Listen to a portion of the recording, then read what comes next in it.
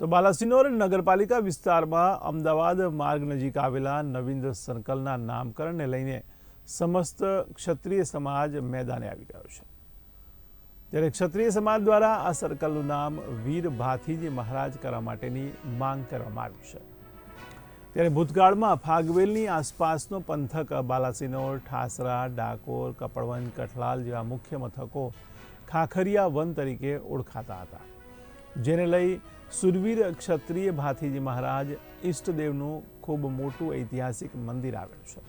ત્યારે ફાગવેલના વીર ભાથીજી મહારાજે ગાયોની રક્ષા કાજે વીરગતિ પામીને સનાતન ધર્મનું નામ રોશન કર્યું છે। ત્યારે આવા વીર પુરુષનું બાલાસિનોર નજીકના અમદાવાદ માર્ગ આગળ નવીન સર્કલનું નામાભિધાન ક્ષેત્રીય વીર ભાથીજી મહારાજ સર્કલ નામ આપવામાં આવે તેવી માંગ કરવામાં આવી છે।